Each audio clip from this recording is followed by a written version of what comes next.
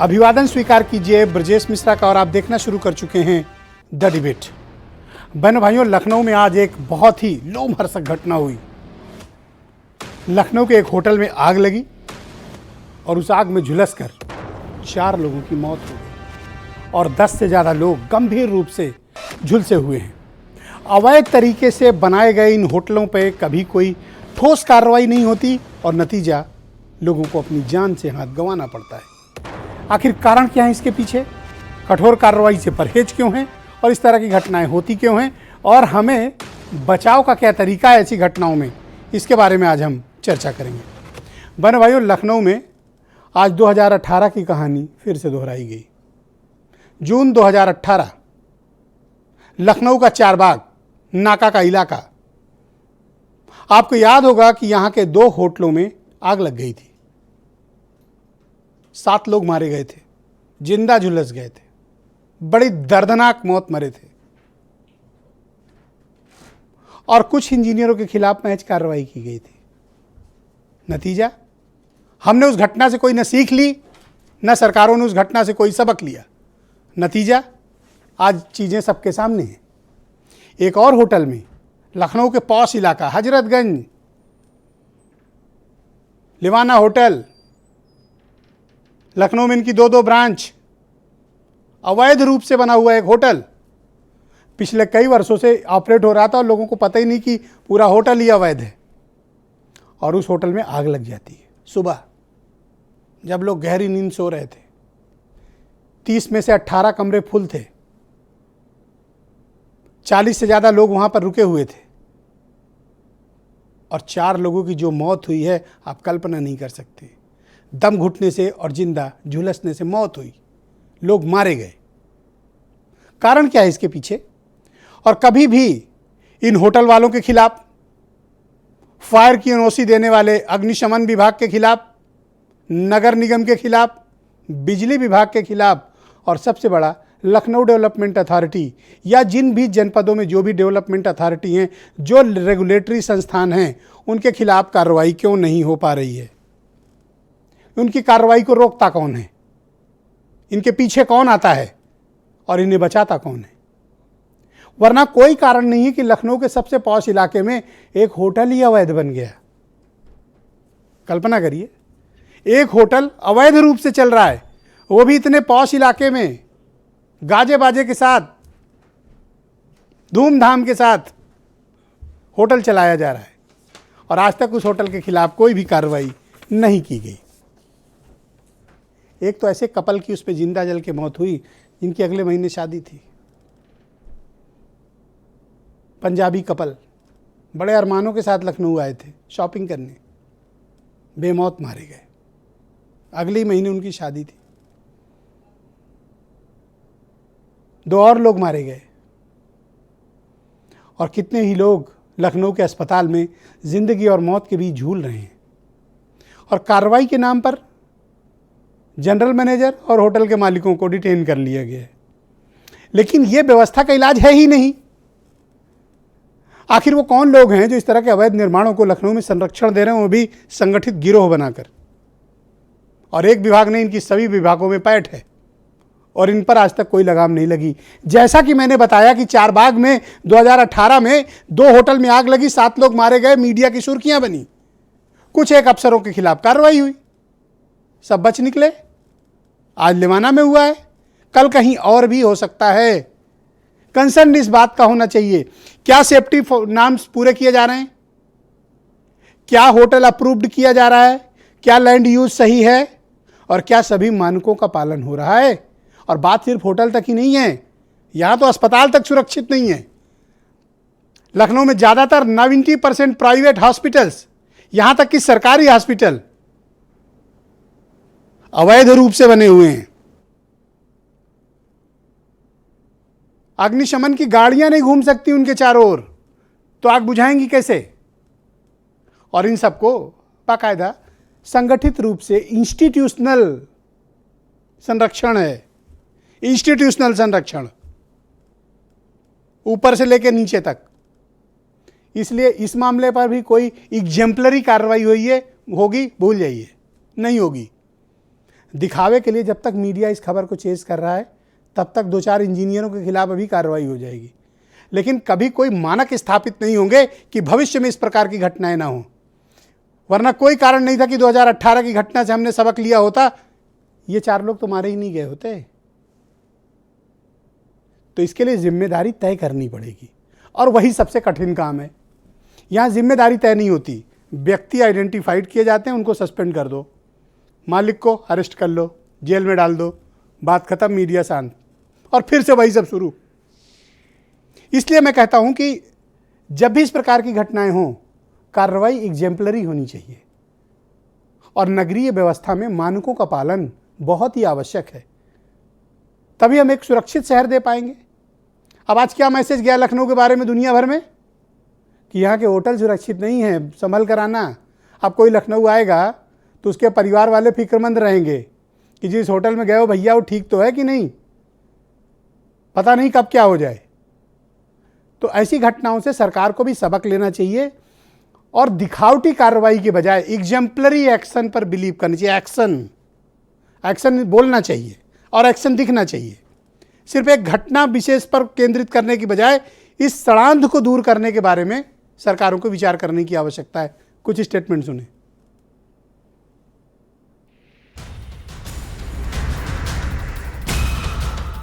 अभी बेटर है, लेकिन ऑक्सीजन लेवल दोबारा से डाउन हो रहा है।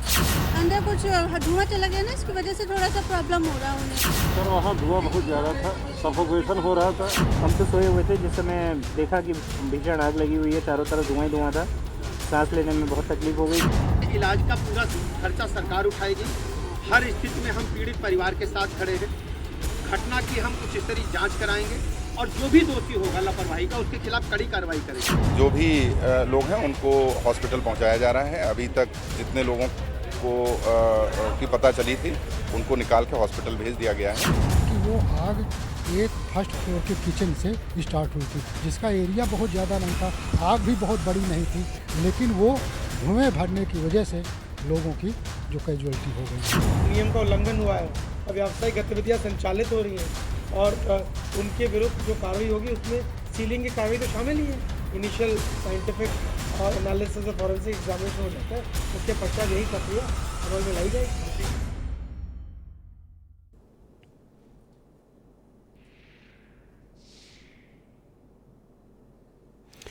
तो आज की परिचर्चा को आगे बढ़ाते हैं। मेरे साथ आज समीर सिंह हैं भारतीय जनता पार्टी से, Surya Kumar Shukla former director general रह चुके हैं, IPS अधिकारी रहे हैं, सुरेंद्र सिंह राजपूत कांग्रेस के प्रवक्ता हैं, सुशील दुबे जाने माने पत्रकार और मनोज यादव समाजवादी पार्टी से, और वीरेंद्र सिंह जी हमारे स्टेट हेड। बहुत शुक्रिया और धन्यवाद आप सभी का इस कार्यक्रम में उपस्थित रहने के लिए। सूर्य कुमार शुक्ला जी, कार्यक्रम की शुरुआत में आपसे करना चाहता हूँ, चूँकि विषय के विशेषज्ञ आप हैं तो इसलिए ज़्यादा बेहतर तरीके से बता पाएंगे। जैसा कि मैंने आपको बताया कि 2018 में भी, और आपको ध्यान होगा शायद उस वक्त आप सर्विस में भी रहे होंगे, और इस प्रकार की एक विभत्स घटना लखनऊ के भीतर हुई थी जब 2 होटलों में आग लगी, 7 लोग मारे गए। हमने उस घटना से कोई सबक नहीं लिया। हमने मतलब सिस्टम ने, सरकार ने और व्यवस्था ने, नगर निगम ने, LDA ने, पुलिस ने, फायर डिपार्टमेंट ने।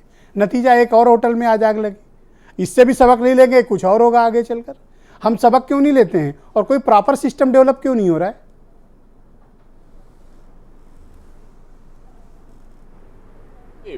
ये मैंने जो अनुभव से अब तक देखा है कि जो लोग पहले कोई न कोई एक निर्माण कराए होते हैं और उसमें सीमित संख्या में कमरे बनाकर होटल खोल देते हैं, बाद में वो अतिरिक्त कमरे ऊपर बनाते जाते हैं और उसके उतनी ज़्यादा निगरानी फायर सर्विस विभाग नहीं कर पाता, और कई बार तो नगर निगम से या LDA से भी उनको भी पता नहीं रहता। और जो मैंने महसूस किया कि अभी हम लोगों की व्यवस्थाओं में और सुदृढ़ीकरण की ज़रूरत है और ज़्यादा संस्थागत करने की ज़रूरत है। जहाँ तक घटनाओं की बात है, आपने सुना होगा कि दिल्ली में भी कुछ समय पहले ऐसी ही घटना हुई थी, लखनऊ में भी हो गई थी, और बहुत ही दर्दनाक घटना है। इस प्रकार की घटना कहीं नहीं होना चाहिए।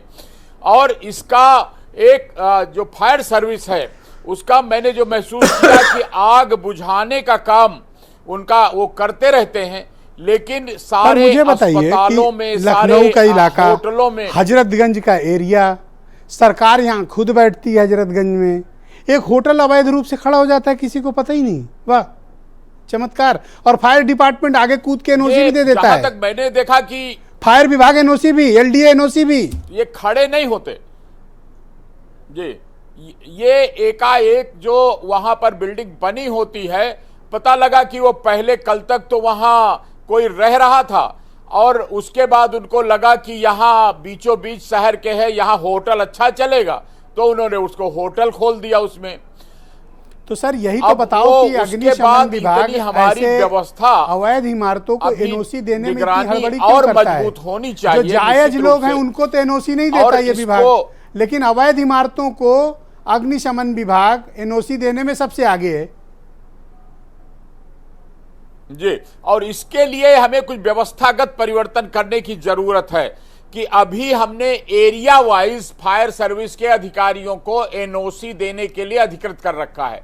मेरा विचार है कि इसको एरिया वाइज बांटने के बजाय आकस्मिक रूप से ये एनओसी देने का काम अलॉट होना चाहिए और उसमें एक ही आदमी एक एरिया का इंचार्ज नहीं बनाया जाना चाहिए।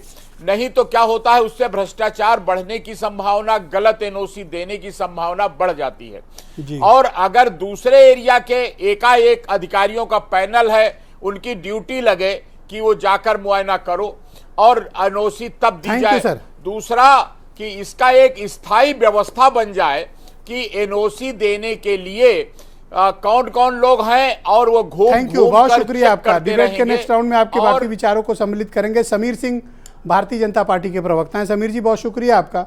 मैं आपसे जानना चाहता हूं कि अगर सरकार ने वक्त रहते सबक और सीख ली होती, 2018 को ध्यान में रखा होता, तो आज इतने ट्रैजिक इंसिडेंट लखनऊ के भीतर नहीं हुआ होता, इन लोगों की जान नहीं गई होती। देखिए ब्रजेश जी, निश्चित रूप से एक दुखद घटना है, हम सब इससे मर्माहत हैं और हमारी संवेदना है, हमारी पार्टी की संवेदना है उन मृतकों के प्रति और घायलों के प्रति। और आपने देखा है माननीय मुख्यमंत्री जी ने सुबह ही संज्ञान लेके सबसे पहले वो हॉस्पिटल गए, घायलों से मिले और अधिकारियों को बुला के उन्होंने निर्देश दिया और उन्होंने कठोर कार्रवाई करने की बात कही है, जिसको लेके प्रशासन उस पर कार्रवाई कर रही है। निश्चित रूप से ये घटना हम सबके लिए दुखद है, लेकिन ब्रजेश जी जैसे भी हुआ उसकी जांच होगी और जांच होके जो भी कार्रवाई करनी होगी, कठोर से कठोर कार्रवाई करनी होगी, की जाएगी। दोषियों को बख्शा नहीं जाएगा और निश्चित रूप से मैं आपको विश्वास दिलाना चाहता हूं कि न्याय मिलेगा और आगे से ऐसी घटनाओं की पुनरावृत्ति न यही बात होगा, तो 2018 इसका भी प्रयास की किया डिबेट जाए। में आपकी पार्टी के एक प्रवक्ता ने कही थी, पर आज देखिए हालात क्या है। हम आप फिर उसी घटना को लेकर बैठे हुए हैं और डिस्कस कर रहे हैं। मेरा कहने का तात्पर्य कोई प्रॉपर सिस्टम क्यों नहीं डेवलप हो रहा, नहीं, कोई देखिए, एग्जाम्पलरी इसमें- कार्रवाई करिए, वरना आज हम लोग डिबेट नहीं, बैठे हैं, इसमें- 2 दिन बाद भूल जाएंगे, फिर कुछ और इस मुद्दे पे बात करेंगे। नहीं ब्रजेश जी, देखिए 2 चीजें हैं इसमें, बड़ी गंभीरता से आज दुखद घटना पर हम डिबेट कर रहे हैं। देखिए इस होटल को एनओसी कब मिली, किस सरकार में मिली, कब मिली, किन किन होटलों को कैसे संचालित किया गया और कैसे बनाया गया, उनको एनओसी कब मिली, उनके पास लाइसेंस था कि नहीं था, ये जांच का विषय है और जांच होगा तो दूध का दूध और पानी का पानी आ जाएगा कि कब इनको लाइसेंस मिला, कब इन्होंने होटल एक होटल बनाया के और खिलाफ किस कार्रवाई हो प्रकार से गई। इनको संरक्षण मेरा एक मिल होटल रहा से है। तात्पर्य नहीं, मैं तो एक ब्रॉडर पर्सपेक्टिव में कह रहा हूं कि इसकी एक ड्राइव चलानी चाहिए, सरकार को सिस्टम डेवलप करना चाहिए ताकि लोग जब होटलों में लखनऊ में रुकें तो सुरक्षित महसूस करें। नहीं देखिए ब्रजेश जी, माननीय मुख्यमंत्री जी ने पहले भी कई बार इसका निर्देश दिया है, जिस पर कार्रवाई हुई है और आज फिर उन्होंने, चाहे हॉस्पिटल है, होटल है, स्कूल है, कि फायर का सिस्टम वहाँ है कि नहीं है, बाहर पैसेज है कि नहीं है, किसी घटना के होने पर निकलने की जगह है कि नहीं है, इन सब चीज़ों पर अधिकारियों को निर्देश दिया है और उन्होंने निर्देश दिया है कि इस घटना में भी कठोर से कठोर कार्रवाई की जाएगी। जो दोषी है, उस होटल के मालिक है, उनकी गिरफ्तारी हुई है, वो होटल इलीगल है, उसको लाइसेंस है कि नहीं है, इस सब पर कमिश्नर और पुलिस कमिश्नर दोनों मिलकर जांच कर रहे हैं और जल्दी ही आपको परिणाम सामने आएगा। सुरेंद्र राजपूत, कांग्रेस के प्रवक्ता, बहुत शुक्रिया आपका सुरेंद्र जी। ये लखनऊ में एक बहुत दर्दनाक घटना हुई, मन बड़ा व्यथित हुआ जब तड़के ये खबर पता चली। एक के बाद एक घटनाएं होती हैं, हम एक प्रॉपर सिस्टम क्यों नहीं डेवलप कर पा रहे हैं ताकि इस तरीके की जो अवैध संचालित होटल उन पर लगाम लगाएं। जैसा कि मैंने 2018 वाली घटना का जिक्र किया, कुछ एक लोगों पर कार्रवाई हो जाती है और जहां घटना होती है उसको खिलाफ एक्शन हो जाता है, लेकिन एक ब्रॉडर पर्सपेक्टिव में कभी कोई ऐसा एग्जेम्पलरी कार्रवाई नहीं होती कि बाकी लोग सीख और सबक लें। ब्रजेश भाई, सबसे पहले तो आपके समाचार के माध्यम से, चैनल के माध्यम से, क्योंकि करोड़ों लोग देखते हैं, जो दुखद घटना हुई है, मृतक के परिवारों को मेरी श्रद्धांजलि है, मृतकों को और उनके परिवारों को दुख सहने की क्षमता दे, शक्ति दे। और जो घायल हैं उनको और मृतक परिवारों को कहीं ना कहीं सरकार को चाहिए कि उनको उचित मुआवजा भी दे। इस चीज़ को लेकर के सरकार को संवेदनशील होना चाहिए, एक बात। दूसरी बात, जो बात बार बार आ रही, काफ़ी बातें आपने कवर कर दी, आपने कोई चीज़ ऐसी नहीं छोड़ी जो अनटर्न्ड छोड़ी हो, आपने सब बता दिया, लेकिन करे कौन? जब बात बहादुरों की सरकार आ जाती, मान लीजिए पुरानी सरकारों में एनओसी मिली, मान लीजिए पुरानी सरकारों ने पाप किए, मान लीजिए पुरानी सरकारों ने गलत किया, मान लीजिए सब कुछ पुरानी सरकारों में हुआ, भाई आप क्या कर रहे हैं? आप क्या पुरानी सरकारों के गलत कामों को शिखंडी बना करके उनके पीछे छुप रहे? मेरा ये कहना है, अब तो भारतीय जनता पार्टी ये नहीं कह सकती कि हम 1 साल हुए सरकार में आए हैं, 6 साल हो चुके हैं। 2018 में इतनी दर्दनाक घटना हुई थी 2 होटलों की नाका हिंडोला में, क्या सबक लिया? क्या बता सकते हैं आदरणीय शमीर सिंह जी, बड़े विद्वान प्रवक्ता हैं, कि भाई क्या क्या कार्रवाई हुई और कितने होटलों के खिलाफ कार्रवाई, कितने मालिकों के खिलाफ कार्रवाई हुई, कितने एलडीए के कर्मचारियों के खिलाफ कार्रवाई हुई, कितने फायर सेफ्टी वालों के खिलाफ कार्रवाई हुई? वो चारबाग वाली जरा मुझे कार्रवाई दिखा दें, क्योंकि इसी तरीके से बात 2018 में भी समीर सिंह जी या इनके साथी प्रवक्ता मेरा एक इसमें जो अटैच है और मैं आपकी बात को आगे बढ़ाता हूं। देखिए, जहां घटना हो सिर्फ उन पर कार्रवाई कर देना ही पर्याप्त थोड़ी ना है। मैं वही बात कह रहा हूं सर, मैं उसका ब्रॉडर पर्सपेक्टिव की बात मैं उसी बात पर आ रहा हूं। मैं इस वक्त कोई राजनीतिक डिबेट नहीं कर रहा, चूंकि सत्ता में समीर सिंह है तो सत्ता से सवाल होंगे।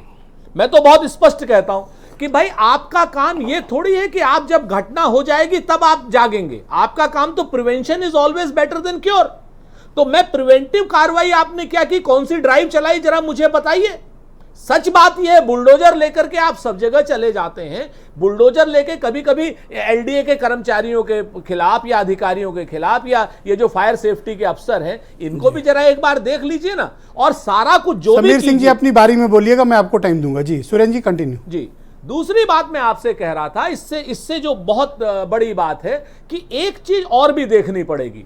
जो फायर सेफ्टी नॉर्म्स हैं, सूर्य का पंडित जी बैठे हुए हैं यहाँ पर, सूर्य कुमार शुक्ला जी, और जो एलडीए के नॉर्म्स हैं, ये नॉर्म्स भी ड्रैकोनियन नहीं होने चाहिए, ये नॉर्म्स भी अंग्रेजों के जमाने के नहीं होने चाहिए। आप सेफ्टी नॉर्म्स को पूरा रखिए और एलडीए सर जो सही काम करता है उसको देने में एनओसी नाको चने चबवा देते हैं, सर मैं वही और जो अवैध करता है उसके घर पे पहुंचा के आते हैं एनओसी। एक्चुअल में वही बात है ना कि हम और आप लोगों के यहाँ तो ये लोग परेशानी क्रिएट करेंगे क्योंकि पैसे नहीं मिल रहे हैं।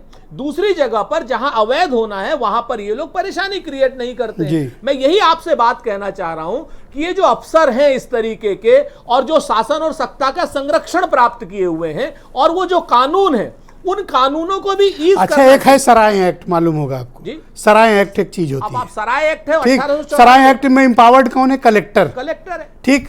कलेक्टर ने कैसे इसको एनओसी दे रखी थी? मैं वही बात, और कलेक्टर ने लाइसेंस कैसे सराय एक्ट में इस होटल को दे रखा था? लेकिन सर अब और जिस कलेक्टर ने दिया और जिसने रिन्यूअल किया उन पर एफआईआर हो। बिल्कुल। और इसके साथ सराय एक्ट मतलब कि आप रुकने के लिए अधिकृत किया आपने, और इसमें इंपावर्ड कौन होता है? कलेक्टर। मैं आपसे यही, कलेक्टर के खिलाफ एफआईआर हो। मैं आपसे यही निवेदन कर रहा हूं, एक तो सराय एक्ट जो है उसमें जिसके खिलाफ कार्रवाई होनी हो।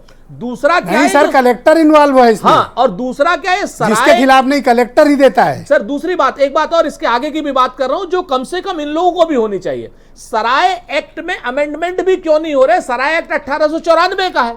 आज आप 2022 में चल रहे हैं, टेक्नोलॉजी अच्छी हो गई है, सब कुछ अच्छी हो गई है। ये सूर्य कुमार जैसे अफसर जो पुलिस का रौब दिखा करके, या एलडीए के अफसर जो अपनी एलडीए का रौब दिखा करके खाली व्यापारियों को तंग करने का काम क्यों करते हैं? जी, ये भी तो एक बड़ा विषय है ना। बहुत शुक्रिया आपका। मैं मनोज यादव जी को आमंत्रित करता हूं, समाजवादी पार्टी के प्रवक्ता है। मनोज, बहुत शुक्रिया आपका। ये जो कुछ भी घटना हुई बड़ी हृदय विदारक रही, और ख़ासतौर पर एक कपल जिसकी डेथ हुई, जिनकी कुछ 1 महीने के बाद शादी थी, उस घटना ने मुझे बड़ा द्रवित किया। ये क्षम्य नहीं है, इस तरह की घटनाएं नहीं होनी चाहिए। समाजवादी पार्टी उन सारे मृतक परिवारों के इस दुख की घड़ी में उनके साथ है, और ईश्वर से ये प्रार्थना करती कि उन्हें शक्ति प्रदान करे। और सरकार से वही बात जो सुरेंद्र जी ने कही, उचित से मेरा अभिप्राय यह है कि सरकार उनके परिवार को, उनको देख के जो मदद कर सकती है यथासंभव वो करे। आपने एक शब्द का इस्तेमाल किया, मुहिम शब्द का। सरकार को मुहिम चलानी चाहिए। हम विगत 6 वर्षों से देख रहे हैं सरकार लगातार मुहिम ही तो चला रही है, वैध और अवैध की लगातार मुहिम चल रही है। मुझे एक घटना याद आती है लखनऊ के हजरतगंज एरिया की। एक बिल्डर कोई था, मुझे नहीं मालूम है कि वो किसका था, लेकिन उसकी 6 मंजिला या 4 मंजिला जो भी था, उसके कई सारे फ्लैट गिरा दिए गए अवैध शब्द लगा के। तो क्या मतलब, क्या एक चश्मे से या एक आंख से गिराए जा रहे हैं? मुहिम तो ये चला रहे हैं, लगातार चला रहे हैं, जहाँ जा रहे हैं वहाँ गिरा दे रहे हैं वैध अवैध के नाम पे। और अगर ये सब होने के बावजूद भी सिस्टम में सुधार नहीं है तो दुर्भाग्यपूर्ण है। और दुर्भाग्यपूर्ण इसलिए है, हमारे डीजी साहब ने एक बात कही कि मकान बनाते बनाते होटल बन जाता है। निश्चित तौर पे उनका अपना अनुभव होगा। नहीं, वो बात सही कह रहे हैं। बिल्डर पहले अपार्टमेंट बनाता है और बाद में उसको होटल कन्वर्ट कर लेता है। लखनऊ में 50 उदाहरण है। जी जी, नहीं मैं बिल्कुल गलत नहीं कह रहे हैं, सूर्य कुमार शुक्ला ने सही कहा है। मैं वहीं की बात नहीं कर रहा हूं। मैं तो आप ये पॉस एरिया की, गोमती नगर की मैं बात कर रहा हूं। गोमती नगर में भी यही चल रहा है सर, जहां बहुत फैला हुआ एरिया है, ओपन एरिया है, वहां पे भी लोग अपने घरों में पता नहीं क्या क्या बना ले रहे हैं। ये सब कुछ आंखों से दिख रहा है, लेकिन सरकार को नहीं दिख रहा है। सरकार को किसका दिख रहा है कि अगर विपक्ष का कोई व्यक्ति है, उसने अगर वैध अवैध किया तो उस पर जरूर कार्रवाई करेंगे। और ये दुर्भाग्यपूर्ण है। सरकार अगर ये बेहतर तरीके से सिस्टम को डेवलप करना चाहती है तो मैं सरकार से सिर्फ एक ही बात कहना चाहता हूँ, सबको गिराया नहीं जा सकता है, सबको ढाया नहीं जा सकता और सबको हटाया नहीं जा सकता। वैध अवैध की बात कर रहा हूँ, लेकिन नियमों में बदलाव करके चीज़ों को सुधारात्मक प्रक्रिया में लाके वो व्यवस्था, जिस व्यवस्था से सुधार की प्रक्रिया चल रही होती तो हमने 2018 से सबक लिया क्या? नहीं लिया ना। नहीं, बिल्कुल नहीं। सबक क्यों लेंगे? एजेंडा ये थोड़ी नहीं है कि लखनऊ बेहतर कैसे बने, लखनऊ में घटनाएं क्यों। एक नई बात और आपके चैनल पे मैं बता रहा हूं, एक नया ट्रेंड सेट किया बीजेपी की सरकार ने। अब वो बड़ी बेशर्मी के साथ टीवी चैनल पे कहते हैं हमने कार्रवाई कर दी, घटना हुई हमने कार्रवाई कर दी। ये एक नया ट्रेंड है। इसमें शर्म जो होती है वो मर चुकी होती है, और ये कहा जाता है कि हमने तुरंत उचित कार्रवाई कर दी, और वो भी कितने दिन के लिए। आपको लगता है कि इस पे कुछ सीख मिल लेंगे, ये लोग कुछ सबक लेंगे? नहीं, मैं बिल्कुल आशावादी इस बात को लेके नहीं हूं कि ये सरकार कोई बात करेगी। एक उदाहरण उसमें जोड़ के इस बात को कह रहा हूं। आपने देखा होगा भारत स्वच्छता अभियान बहुत तेजी से चला था, बहुत तेजी से, पूरे विश्व में उस बात की गूंज हो रही थी। आप जाइए गोमती नगर में, विस्तार में मैं रहता हूं, एक बार अपने कैमरामैन को भेज के देखिए कि क्या हालात हैं। बस से बदतर है पॉस एरिया। तो मैं कैसे मान लूं, कैसे आशा कर लूं कि ये सरकार कुछ बहुत बेहतर कर देगी, जब प्रधानमंत्री के अपने उस बड़े प्रोजेक्ट को, बड़े ड्रीम को, स्वच्छता भारत के अभियान को नहीं चला पाए, नहीं रन कर पाए। Thank you Manoj ji. तो मैं नहीं मानता हूं कि शुक्रिया। मैं सुशील दुबे जी को आमंत्रित करता हूं, बहुत ही जाने माने पत्रकार हैं। सुशील जी, बहुत शुक्रिया आपका। देखिए, ये फिर हो गया घटना।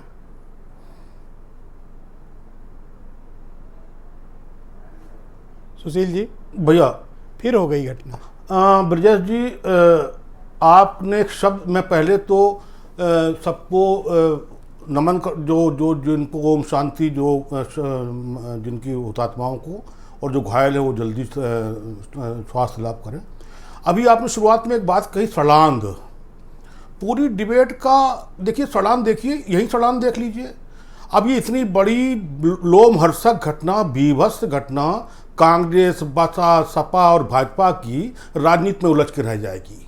आप देख लीजिए, इस मत पर भी सब एक नहीं है। ये है सड़ांध। हम कहाँ जा रहे हैं? और ब्रजेश जी, सबसे बड़ी बात, विराट इंटरनेशनल में कितने साल पहले 7 लोग मरे थे चारबाग के कूड़े खाने में? 18 में।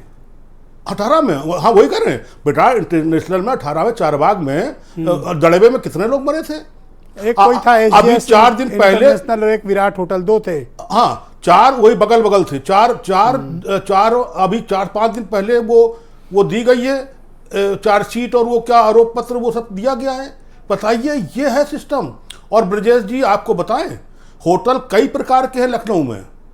चादर पलट होटल 500 रुपए का, नॉर्मल होटल 1200 रुपए का, उससे ऊपर होटल 2000 से 2500, 3000, 3200 तक का, जिसमें ये वाला होटल था। उससे ऊपर स्टार होटल।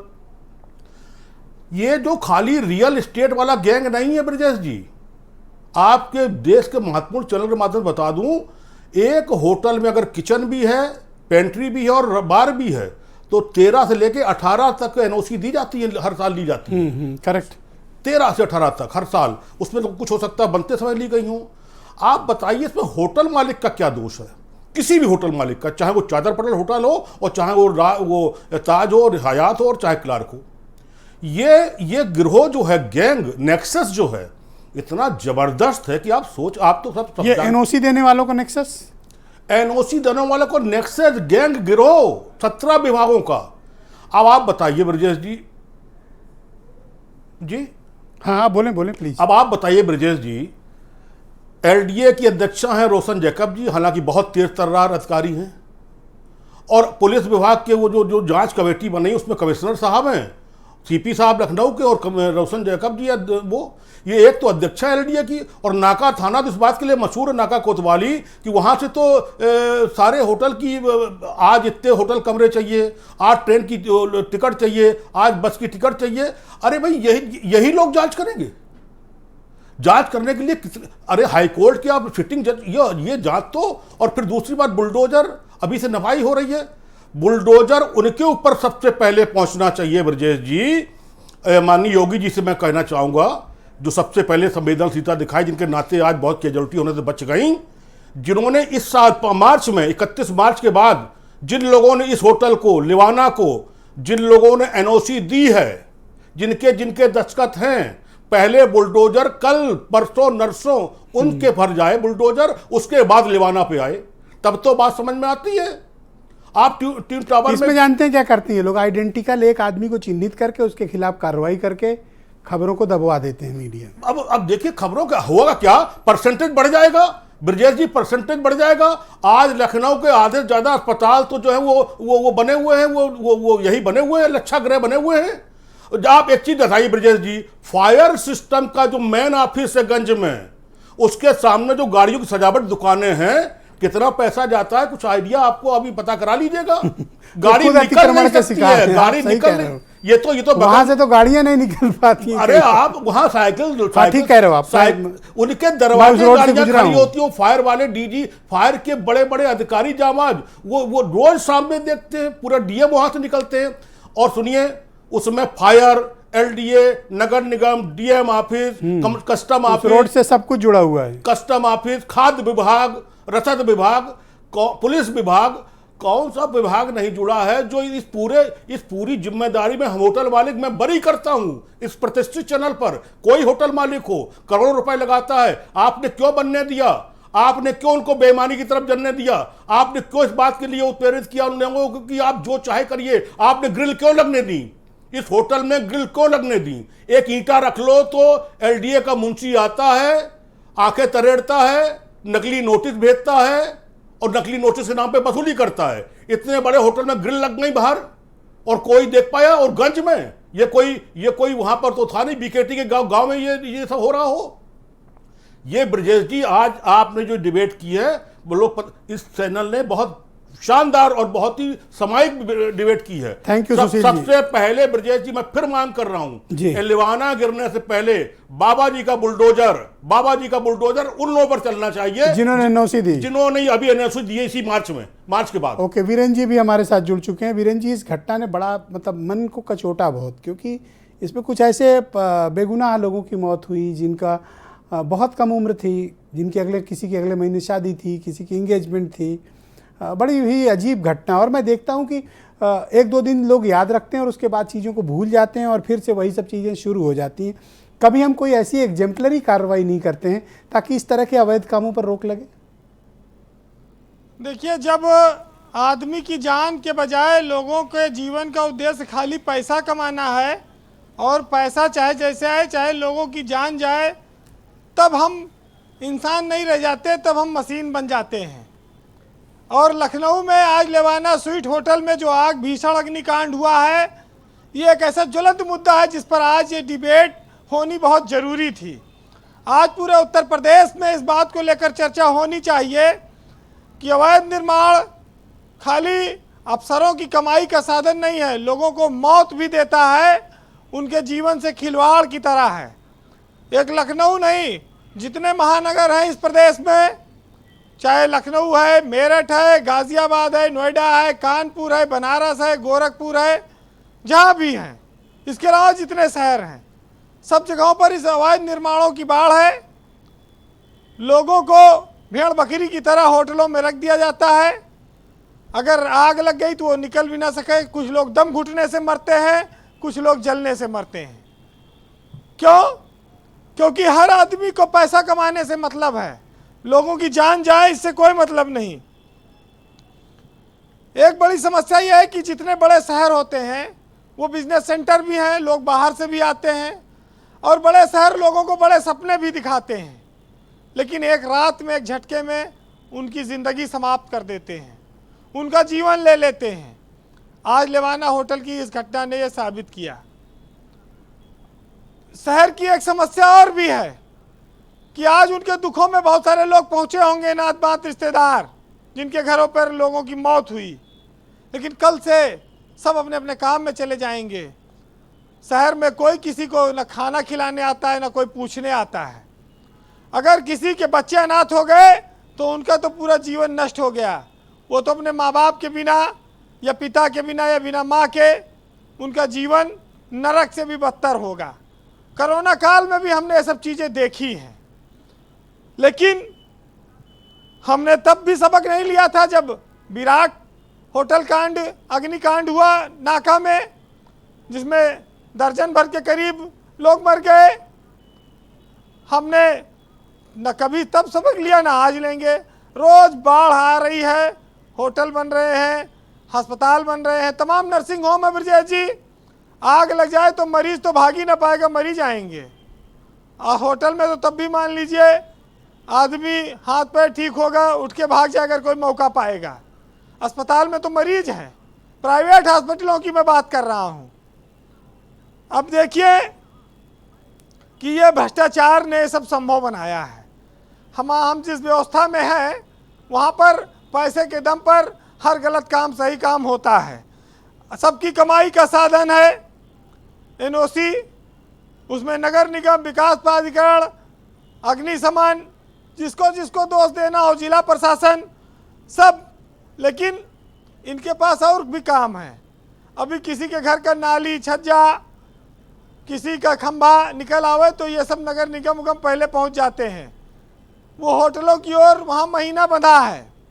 जिस प्रदेश में, जिस देश में आपने सुना होगा कि निर्माण कार्य में हर स्लैब के हिसाब से पैसा लेते हैं प्राधिकरण और नगर निगम के इंजीनियर और थाने की पुलिस, ये तीनों का एक नेक्सस है, और उसके बाद महीना अलग से लिया जाता है, तब अवैध निर्माण बनता है, फलता है, फूलता है।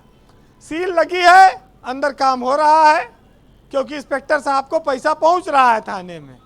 ओके, उसको एलडीए भी चाहे तो ना रोक पाएगा, उसको नगर निगम भी चाहे तो ना रोक पाएगा। पुलिस के साथ बड़े अधिकार हैं। अभी कुछ दिन पहले एलडीए के एक जेई का एक नौकर उसका बैग लेके भाग गया था, तो जो उसने एफआईआर लिखाई ब्रजेश जी, उस एफआईआर में 2.5 लाख रुपए की चोरी लिखाई थी, लेकिन पुलिस ने नौकर के पास से 21 लाख रुपए बरामद किया और बाद में सारी पोल पट्टी खुली जी। तो ये भी तमाम सारे किस्से हैं कि छोटा सा जेई, उसका नौकर 21 लाख रुपए उसके पास से बरामद होता है। कितनी अकूत संपत्ति रहकर इंजीनियर कमा रहे हैं, जिला प्रशासन के लोग कमा रहे हैं, बड़ा शहर है, पैसा देके जेई का नौकर 21 लाख, लेकिन गजब है। लोगों को शायद इस बात की समझ नहीं है कि हम लाशें उठाने को तो तैयार हैं, आवाज़ उठाने को तैयार नहीं हैं, और जब तक आवाज़ नहीं उठाएंगे ऐसे ही लाशें उठाते रहेंगे। हमारे यहाँ हर चीज़ को 4 दिन बाद भूलने का एक चलन है। सरकार भी कहती है सब ठीक हो गया। आप देखिए कि शीर्ष पदों पर जो अधिकारी बैठे हैं, जो एनओसी देते हैं, उन पर कार्रवाई कब करेगी सरकार? या वो एनओसी जो जारी करते हैं वो बिना गुलाबी कागज़ की महक के जारी करते हैं? आज तक तो ऐसा हुआ नहीं। चाहे जितना सिंगल विंडो सिस्टम बना दीजिए सरकार, चाहे जितना पारदर्शिता की कोशिश करे। आपको क्या लगता है कि इस मामले में कोई एग्जेम्पलरी कार्रवाई होगी या 1-2 लोगों पर एक्शन लेके छोड़ दिया जाएगा? फायर फाइटिंग सिस्टम लगते हैं, जब दुर्घटनाएं होती लाख हो जाते हैं। कई बार इनमें कर्मचारियों को इनको चलाना नहीं आता। ये सब प्रशिक्षण भी तो अनिवार्य है। लेकिन लखनऊ तो छोड़िए, छोटे छोटे जिलों की क्या दशा होगी जी। तो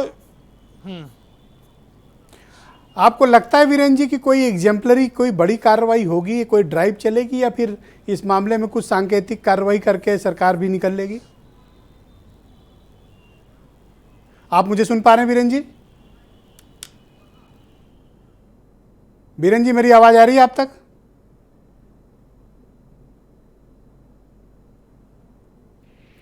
दरअसल यही है कि इस तरह की घटनाओं में जब हम देखते हैं कि सरकारें कार्रवाई नहीं करती हैं, तब स्थितियां ज़्यादा विकृत होती हैं।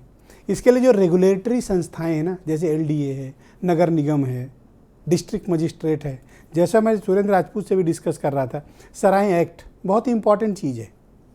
किसी भी होटल को, किसी भी रेस्टोरेंट को, कहीं भी अगर रुकने की कोई लाइसेंस दिया जाता है ना, उसका नाम है सराय एक्ट। बड़ा पुराना अंग्रेजों के टाइम का है। इसको लाइसेंस देने का अधिकार किसके पास है? जिला मजिस्ट्रेट, जिला अधिकारी। क्यों दिया डीएम ने? और उस डीएम के खिलाफ कार्रवाई क्यों नहीं होनी चाहिए? बीरेन जी, देखिए लखनऊ में तो डीएम से लेके सारे अधिकारी रहते हैं और सबका रेट फिक्स है। ब्रजेश जी, जिन अस्पतालों में एक गेट है उनको एनओसी कैसे मिल जाती है, दूसरा गेट है ये नहीं है। और जो अधिकारी एनओसी देते हैं वो गुलाबी कागज़ की बिना महक के देते नहीं। ये सब तो सब हर कोई जानता है। पिछले 2.5 साल से अभिषेक प्रकाश लखनऊ में डीएम रहे हैं। उन्होंने लखनऊ में क्या क्या कारनामे किए, कितने होटलों को एनओसी दी, कितनों के साथ उन्होंने किस तरह व्यवहार किया, ये लोग, ये जांच का विषय सरकार देखे इसको कि अभिषेक प्रकाश जैसे डीएम जो दाग हैं इस ब्यूरोक्रेसी के लिए, वो राजधानी में लखनऊ में रहे हैं जी। आप देखिए कि ये तो लखनऊ की दशा है। अगर आप कहीं महाराजगंज, चंदौली, छोटे छोटे ज़िले में चले जाओ, बागपत, पीलीभीत, तब पता नहीं क्या क्या दशा निकले, क्या क्या हो जाएगा। बहरहाल जी, हम आप जब कोई इंसान मरता है तो उसके लिए कफन खरीदा जाता है। कफन एक ऐसी चीज़ है ब्रजेश जी, जो खरीदता है वो पहनता नहीं, और जिसके लिए खरीदा गया उसे मालूम नहीं। और उसके बाद भी हम लोग दौलत इकट्ठा करने में लगे हैं, चाहे लोगों का जीवन रहे चाहे चला जाए। बहरहाल एक साहित्यकार ने लिखा है कि जो लोग जिम्मेदार हैं उनकी आंखें कब खुलेंगी, वो कब बोलेंगे कि जल रहा है बाम उधर, आप कुछ तो बोलिए, और फूंक रहे हैं घर के घर, आप कुछ तो बोलिए। हर तरफ बवाल है, जिंदगी मुहाल है, और किस तरह से हो बसर, आप कुछ तो बोलिए। और हम ही कम नसीब हैं, या वक्त बरखिलाफ, या दुआ में है कसर, आप कुछ तो बोलिए। और सब बड़ी उम्मीद से देखते हैं आपको, हर नज़र आप पर है, आप कुछ तो बोलिए। बहुत शुक्रिया वीरेन जी, बहुत बहुत धन्यवाद। डिबेट को आगे बढ़ाते हैं। मेरे साथ सूर्य कुमार शुक्ला मौजूद हैं। उत्तर प्रदेश पुलिस में बहुत लंबे वक्त नौकरी कर चुके हैं, आईपीएस अधिकारी रहे और डीजी होकर रिटायर हुए हैं। कई विभाग पुलिस में ये देख चुके हैं। शुक्ला जी, आप कुछ सजेस्ट कर सकते हैं कि आने वाले वक्त में इस तरह की घटनाएं ना हो, इसके लिए अभी से क्या इमीडिएट प्रिकॉशन लेने के लिए, या कार्रवाई करने के लिए, या सिस्टम डेवलप करने की आवश्यकता है? बिल्कुल ब्रजेश जी, बहुत जरूरी है कि एक, जैसा आपने कहा, अभियान चला करके सारे अस्पताल, सारे स्कूल, सारे होटल, जहां पर ज़्यादा संख्या में लोग इकट्ठा होते हैं, वहां पर ये अभियान चलाकर चेकिंग होनी चाहिए कि जितने फायर एक्सटिंग्विशर वहां टंगे हैं उनकी टाइम से पाउडर बदले गए कि नहीं बदले गए, पार्किंग की व्यवस्था वहां है कि नहीं। अब जैसे यहां पर पार्किंग की व्यवस्था नहीं है तो गाड़ियां ही नहीं, फायर टेंडर नहीं घुस पाते हैं, फायर अलार्म बिगड़े पड़े रहते हैं कि एक कमरे में अगर कहीं धुआं निकले तो तुरंत अलार्म बज जाने चाहिए और भाग के तुरंत पानी से, बालू से और फायर एक्सटिंग्विशर जो टंगे हैं उनसे आग बुझा देनी चाहिए ताकि वो और न बढ़े। दूसरा कि जितने होटल, अस्पताल, स्कूल हैं इनमें कोई ना कोई 2-4 कर्मचारियों को फायर कंट्रोल की ट्रेनिंग दी जानी चाहिए, फायर विभाग द्वारा दिलाया जाना चाहिए, तब उनको एनओसी मिलनी चाहिए। और जो फायर कंट्रोल ट्रेनिंग का अभी बहुत अभाव है पब्लिक में, अभी और कार्रवाई की जरूरत है कि फायर सर्विस के ट्रेंड आदमी, बल्कि ये काम कुछ एनजीओज को भी दिया जा सकता है कि वो लोग मिलकर के फर्स्ट एड करना सीखें। अब आप जैसे काफी लोग घायल हो गए तो तत्काल उनको इलाज, बर्न का इलाज नहीं मिल पा रहा था, तो तत्काल वो इलाज कर सकें, इसकी फर्स्ट एड की भी ट्रेनिंग हो। इमरजेंसी एग्जिट डोर कि वो जिससे इमरजेंसी आवे तो उस ऐसे संस्थान, सिनेमा घर जहां ज्यादा लोग बैठते हैं, वो इमरजेंसी दरवाजे एकाएक खुलने का इंतजाम हो। और ये सब चीजें करने के लिए काफी व्यवस्था करनी पड़ेगी। जरूरत हो तो अलग से इसका एक पूरा ब्रांच बना दी जाए कि जो लगातार ये काम करते रहें और उसकी जो फीस हो उन्हीं लोगों से ले ली जाए जो ये जो प्रभावित लोग हैं, चाहे अस्पताल हैं, स्कूल हैं, होटल हैं, और जहां कहीं भी संवेदनशील स्थान हैं उनकी पूरी लिस्ट बना के टीम लगातार काम करती रहे। और एक बात पर सभी प्रवक्ता सहमत हैं कि ट्रांसपेरेंट सिस्टम हो, कि उसमें भ्रष्टाचार की गुंजाइश न हो, बेईमानी शुक्ला जी एक काम करेंगे हमारा, न दी जाए। एक काम कर दो अब हम लोग का जी, एक काम ये कर डालो कि जितना आप बता रहे हो ना इसको सब आप लिपिबद्ध कर डालो, डॉक्यूमेंटाइज कर डालो और इसको एक ज्ञापन की शक्ल में बना के दो। हम लोग इसको सरकार तक पहुंचाएंगे ना, ये बात पहुंचनी चाहिए कि भाई ये काम कर लो। बिल्कुल, बिल्कुल। आप इसको तैयार करो, एक पत्र तैयार करो, इस पे पूरा एक ड्राफ्ट तैयार करो। ठीक है। बहुत शुक्रिया आपका। मैं समीर सिंह जी को आमंत्रित करता हूं इस कार्यक्रम में। समीर सिंह जी, देखिए सुझाव बहुत से आ रहे हैं, बहुत एक्सपीरियंस लोग भी हैं जो आपको रास्ता बता सकते हैं, सरकारों को तरीके बता सकते हैं, नियम कानून तय हो सकते हैं। मेरा कहने का तात्पर्य यह है कि सरकार इस पर अगर कोई ठोस प्लान बनाए तो हम यकीनन इस व्यवस्था को बदल सकते हैं, बशर्ते आपकी इच्छा शक्ति होनी चाहिए। नहीं, देखिए ब्रजेश जी, इच्छा शक्ति सरकार के पास है और माननीय मुख्यमंत्री जी ने इच्छा शक्ति दिखाया भी है और इच्छा शक्ति के आधार पर उन्होंने काम भी किया। शुक्ला जी ने जो सुझाव दिया, निश्चित रूप से जब भी कोई घटना घटती है जो सुझाव आते हैं, एक संवेदनशील सरकार है और संवेदनशील मुख्यमंत्री हैं, वो इन सब चीज़ों को लेके नित्य नए प्रयोग करते हैं और कैसे सुधार हो सकता है इसको लेके आगे बढ़ते हैं। लेकिन अभी मैं डिबेट में सुन रहा था सुरेंद्र राजपूत जी को और हमारे समाजवादी पार्टी के प्रवक्ता को। ब्रजेश जी, कितना हास्यास्पद लगता है आज के दिन, अगर हम राजनीति न करें तो ज़्यादा अच्छा है। एलडीए की चर्चा हो रही थी, फायर की चर्चा हो रही थी। आप देखिए 2017 से हम सरकार में आए, माननीय योगी जी मुख्यमंत्री बने। 2017 के पहले एलडीए की क्या स्थिति थी? हमारी ही सरकार में सत्येंद्र सिंह यादव का नाम लखनऊ का कोई ऐसा आदमी नहीं है जो नहीं जानता था। किसकी सरकार के पाप थे? जो पिछली सरकारों ने पाप किया था उस पाप को धुलने में समय लगेंगे ब्रजेश जी। सत्येंद्र सिंह यादव के खिलाफ हमारी सरकार ने कार्रवाई की, वो किसके लाडले थे? वो एलडीए के बीसी थे। उनके घरों से कितनी संपत्तियां मिली हैं। ऐसे बहुत सारे नाम हैं जो मैं बता सकता हूं। लेकिन आज का दिन इन नामों को बताने का नहीं है।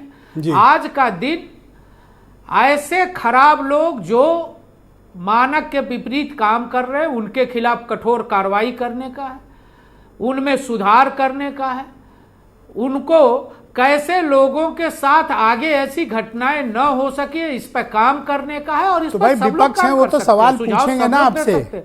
ये मैं पहले भी विपक्ष हैं, वो तो सवाल करेंगे, आपको जवाब देना होगा। मुझे पूछने में कोई आपत्ति, ब्रजेश जी मुझे पूछने में कोई आपत्ति नहीं, लेकिन आप देखिए पिछले दिनों ट्विन टावर नोएडा में गिराया गया, किसके पाप की कमाई थी ट्विन टावर? मुलायम सिंह मुख्यमंत्री थे तो 7 मंजिला का अनुमति मिली पार्क में बनाने की, मायावती जी आई तो 11 मंजिले की अनुमति मिल गई, और अखिलेश भैया आए तो 17 मंजिले की अनुमति मिल गई, और वहां के लोग जब सुप्रीम कोर्ट और एनजीटी गए तो वो गिराने की अनुमति दे दिया। अवैध बिल्डिंग किसकी कमाई थी? तो कार्रवाई कहाँ की आपने? सारे बड़े अफसर तो बच गए, ट्विन टावर नोएडा 2-4 इंजीनियरों के खिलाफ ही तो कार्रवाई की, किसी आईएएस अफसर पर कार्रवाई कहाँ हुई? न चेयरमैन, न सीईओ, न एडिशनल सीईओ, न डीसीईओ, कोई नहीं बचेगा। नहीं आपको कार्रवाई कर देनी चाहिए थी। आखिर मैं सुरेंद्र राजपूत को आमंत्रित करता हूं। सुरेंद्र जी, नहीं, आपको लेकर इन्होंने कुछ प्रश्न खड़े किए, आप पहले जवाब दें। सुरेंद्र राजपूत, नोएडा के अंदर, thank you Sameer ji, Supreme Court और मैं आऊंगा उस विषय पे, अगर समय बचा तो नोएडा पे भी चर्चा कर लेंगे। उस पर कार्रवाई हुई है। आज इसी लखनऊ पे रहते हैं। हाँ सुरेंद्र जी, गो अहेड। सर 2-3 बातें हैं। देखिए, इनके क्या नाम आरोप लगा देने से, हमने तो पहले ही कहा कि भाई पुरानी सरकारों के आप पाप कह रहे हैं, आप क्या पुरानी सरकारों के पाप गिनाने के लिए 6 साल से बैठे हैं, या पुरानी सरकारों ने जो गलत काम किए उसको सही करने के लिए बैठे हैं? अगर आप पुरानी सरकारों के पाप गिनाने के लिए बैठे तो ये काम विपक्ष कर सकता है, विपक्ष में आइए आप आराम से, कोई दिक्कत वाली बात नहीं। आप अधिकारियों की बात करते हैं, आपने एक अधिकारी का नाम लिया, अपने यहाँ के डीएम का एक सेकंड रुक जाए समीर जी, कोई गाइड एंड फिलॉसफर बीच में टोका टाकी ना करें, हम लोग डिबेट को अच्छे से चलाते हैं। No please, no thank you. आप 30 साल से सत्ता थैंक से यू, बाहर थैंक यू। असल बात, आज लोग मर गए हैं, लेकिन भाजपा इतनी निर्लज और इतनी संवेदनहीन है, आप कुछ कह रहे थे, आज भी ये लोग इस पर ही बात कर रहे हैं। मैं आपको इतनी बात बता दूं कि आज आदरणीय योगी आदित्यनाथ जी, मैं नहीं कर रहा हूँ, मैं पहले आपकी आवाज जा रही सुरेंद्र जी, आप बोले। अरे क्या इनके सामने बोले? मसला तो ये है ना कि 5 लोग मर गए और भाजपा की संवेदनशीलता देख लीजिए। भाजपा की संवेदनशीलता ये है कि पुरानी सरकार के अधिकारियों के नाम लेकर के अपनी सरकार के शिखंडी कामों के आप बचाव कर रहे हैं। पुरानी सरकार के कामों को शिखंडी बना करके उसके पीछे छुपने का काम कर रहे हैं। ये कायर लोग हैं, ये भीरू लोग हैं, ये निर्लज्ज लोग हैं, ये सफेद झूठ बोलते हैं, ये बात करते हैं, सिर्फ सुबह सुबह उठते हैं, 20 ट्वीट कर देते हैं, ट्विटर पर ये सरकार चलती है और कहते हैं कार्रवाई कर देंगे। भाई अभी आपने वीरेंद्र सिंह जी ने एक अधिकारी का नाम लिया जो डीएम था, उसके खिलाफ क्या कार्रवाई कर दी? जो पुराने अधिकारियों की बात करेंगे, ट्विन टावर से लेकर के और सारी चीजों पर आप मुझे बताइए। ट्विन टावर के सुपर टेक वाले जो मालिक हैं, उनका बताइए कितना चंदा इन्होंने लिया? चंदाखोर भाजपा, भाई उसी सुपर टेक के चंदाखोर भाजपा। हम सुझाव देंगे तो कहेंगे आप क्या गाइड है? जब हम सुझाव देंगे तब हम गाइड, हमने तो सुझाव दिए सरकार। अगर एक-एक करके बोलेंगे तो आप दोनों की आवाज जाएगी। हमने नहीं लिया। बात है, सच बात ये सत्ता को रोकने का काम आपका है, मेरा आप बोल तो रहा हूँ कि आप बोले ना, अपनी बात रखें, उनकी आवाज नहीं जा रही, आप बोले। उनकी आवाज हम तक सुन रही है सर। हाँ तो आप तक सुन रहे होंगे ना, बोलिए। मैं आपसे जिम्मेवारी से कहता हूँ कि जब हम सुझाव देने की बात करते हैं तो भारतीय जनता पार्टी बिल्कुल परेशान हो जाती है और कहती है भारतीय जनता पार्टी परेशान होकर के कि आप क्या फिलोसफर है, गाइड है? हम कहते हैं कि आप ड्राइव चलाइए, ये लोग डरते हैं क्योंकि माफियाओं की सरकार है, माफियाओं को संरक्षण देते हैं ये लोग, चूंकि ये संरक्षण देते हैं अवैध निर्माताओं को, ये संरक्षण देते हैं। थैंक यू सुरेंद्र जी, शुक्रिया, आपकी ये संरक्षण, शुक्रिया, धन्यवाद, सब लोगों, धन्यवाद, बहुत शुक्रिया, धन्यवाद। समीर जी शांत हो जाइए। अरे शर्म आप करो भाई, आना सत्ता में रह करके निर्लज्ज हो गए। ओके सुशील दुबे जी, सुशील दुबे जी, सत्ता में रह के निर्लज्ज हो गए कि नहीं लोगों ने? सराय एक्ट के साथ ओनली सुशील दुबे की आवाज जाएगी, केवल सुशील दुबे। बोलिए सुशील जी। ब्रजेश जी, सराय एक्ट के साथ साथ 2016 में एक नेशनल बिल्डिंग कोड भी बना है और 2020 में पूर्व सीजे चंद्रचूड़ जी ने इस पर चिंता भी जाहिर की थी। ये उसी का परिणाम है। सराय एक्ट तो है वो बड़ा मामूली है, बहुत बड़ा, उसमें खतरनाक वो नहीं है कि मतलब ये कर देंगे वो कर देंगे। और ब्रजेश जी, मेरा मानना है आपके प्रतिष्ठित चैनल से, मैं पुनः कह रहा हूँ, बुलडोजर तो नहीं, कि कल जब ये मालिक गिरफ्तार हुए, कल जब जेल जाएं तो जो 5-6 प्रमुख सरकारी विभाग की जो साथी हैं, चाहे अधिकारी हों, चाहे बाबू हों, चाहे भी पीछे कर्मचारी जेल हों, जाएं। इनके साथ हथकड़ी में वो भी लगे हों, और वो बड़ी बड़ी फोटो जब अखबार में छपेगी, देखिए IAS IPS को तो कोई छू नहीं सकता, असंभव है, पक्का कोई वो असंभव है। बाबा जी हैं तो बुलडोजर कुछ गिर जाएगा, लेकिन उनके सिविल जाने से हड़कंप मचा, ये दहशत तो कायम हुई, इसमें कोई शक नहीं। लेकिन कल जब कोई होटल का मालिक जाए, होटल जेल जाए, खूब जाए, गलत करे तो जेल जाए, उसके साथ साथ हथकड़ी में जैसे नहीं गैंग चलता है, तो पीछे पीछे शासन प्रशासन के वो लोग जिनने दस्तखत किए हैं सब जेल जाएं, वो साथ में हथकड़ी में साथ में खड़े हो कोर्ट में, वहां जमानत मिले ना मिले जेल जाए, तसला बजाएं। और ब्रजेश जी जलते तवे पर रख के पूछ लीजिए, अगर किसी उनसे, समीर जी रुकिएगा भी, उनसे पूछ लीजिएगा, तो इसमें पुलिस का कितना बड़ा रोल है। अच्छा, एक चीज और ब्रजेश जी मैं कह दूं, नहीं तो भूल जाऊंगा, मैं सोचे था, देखिए फायर का हम लोग क्या मान चलते हैं कि जब आग जलती है तो बुझा जाते हैं, खैर बड़ा काम करते हैं, तो एक परसेप्शन मानवता वाला बना है। लेकिन ये परसेप्शन तो कोई जानता ही नहीं कि फायर का कितना बड़ा रोल है। अगर एक कमरे का होटल है तब भी फायर होना चाहिए, शिक्षण होना चाहिए, और अगर 100 कमरे का होटल तब भी होना चाहिए। खाली आग लगने पर ही फायर आए, इसका क्या मतलब है? फायर वालों को तो हर महीने वहां पर जाके इंस्पेक्शन करना चाहिए, एक सर्टेन टाइम बाद इंस्पेक्शन होने चाहिए, होने नियम है चाहिए वैसे, ना, होने चाहिए ना। अब पता नहीं ये लोग कर, खैर चल कैसे रहा था होटल में, तो जंग लग चुकी है। Thank you. मनोज यादव, आप कुछ कहना चाह रहे थे? Yes, go ahead. देखिए, आपके ऊपर आरोप लगा रहे थे समीर सिंह की, आपके जी मैंने ये इसीलिए आपके टाइम के अफसर गिना रहे थे। हाँ, वही मैंने कहा, तो नाम बता दे रहा हूँ। हमारे वाले पे तो कार्रवाई हो गई, जो हमारे टाइम वाले थे। एक इंद्रमणि त्रिपाठी थे, नगर आयुक्त थे, बड़े लंबे समय तक रहे भाजपा काल में। इसके बाद अब LDA के VC बनाए गए हैं। क्या महल बना रहे हैं, जाके समीर सिंह जी एक बार अपनी गाड़ी से जाइएगा और गोमती नगर में उनके महल के सामने खड़े होइएगा और पूछिएगा ये कमाई कहाँ से लाए हो। सत्येंद्र कुमार यादव बड़े अदने से, बड़े छोटे से थे, एक बार जाके देखो। और जिन्होंने उनको बैठाला है VC के लिए, उनके भी मकान देख लेना, गोमती नगर में ही बने हैं। तो ये जो आप प्रोपोगंडा टीवी पे बेशर्मी, मैंने कहा था शर्म मर गई है, जो बेशर्मी के साथ आप टीवी चैनल पे विपक्ष का नाम ले लेके बोलते हैं, थोड़ी सी शर्म करिए, अच्छा नहीं लगता है। और आप जैसा वीरेंद्र सिंह जी ने DM का नाम लिया, मैं तो कह रहा हूं एक ही व्यक्ति इतना ताकतवर था, इतना वो था कि वहां का भी नगर आयुक्त भी रहा और VC भी रहा। अरे रहा होता तो अच्छा रहा DM और VC। और सुनिए सर, जो एक और नगर आयुक्त थे जो बड़ा बुलडोजर लेके चलते थे गिराने के लिए, उनका भी देखिए कितने हजारों करोड़ में अंदर किए हैं। बाराबंकी से आए, फिर लखनऊ आए, जांच तो कराओ, सिर्फ विपक्ष खेलते हो, थोड़ी सी शर्म करो। मैं तो कहूंगा कांग्रेस की UPA सरकार से ही सीख लेते, विपक्ष सत्ता पे ही वो कार्रवाई करते थे। आप भी करके दिखाओ, अगर नहीं कर सकते हो तो टीवी चैनल पे बैठ के बहस किया करो, बेशर्मी नहीं। Okay, Sameer Singh, go ahead. Sameer Singh कुछ कहना चाहते, बोलिए। नहीं, अच्छा है ब्रजेश जी, मनोज जी, कम से कम बोलने से पहले अपनी तरफ भी देखना चाहिए। समाजवादी पार्टी के नेता अखिलेश यादव कहाँ, जिस महल में रहते हैं विक्रमादित्य, अब वहाँ कहाँ चले गए? आज BJP सरकार पे सवाल उठ रहे हैं आप, अब अखिलेश यादव जी पे चले गए। ये शर्म नहीं आती है आपको? मैंने नाम लेके बताया है, सलाम जिंदाबाद, सलाम जिंदाबाद, दुबे जी ठीक कह रहे हैं, जाके देखो, उसका महल देखोगे शर्मा जाओगे। दुबे जी ठीक कह रहे हैं, सलाम जिंदाबाद, सलाम जिंदाबाद, बेशर्मी जिंदाबाद, संवेदनहीनता जिंदाबाद। थैंक यू, बहुत शुक्रिया, बहुत बहुत धन्यवाद, thank you, debate over, thank you, बहुत शुक्रिया, बहुत बहुत धन्यवाद। आप सब ने अपने अपने विचार आज की परिचर्चा में प्रस्तुत किए, और बहनों भाइयों आप सबका भी बहुत शुक्रिया। और मैं उम्मीद करता हूं कि उत्तर प्रदेश की सरकार इस मामले में कुछ ऐसी एग्जाम्पलरी कार्रवाई करेगी ताकि हम एक मानक स्थापित कर पाएँ कि होटल, रेस्तरां या दूसरे पब्लिक प्लेसेस, हॉस्पिटल्स, इनको कैसे संचालित किया जाए। इसके लिए बाकायदा नियम कानून बने हुए हैं, बजाय इसके पालन कराने के अधिकारियों का एक गैंग मिलकर इसे अवैध रूप से संचालित करवाने में लोगों की मदद करता है, व्यापारियों का साथ देता है। इस पर कार्रवाई की आवश्यकता है। शुक्रिया, नमस्कार।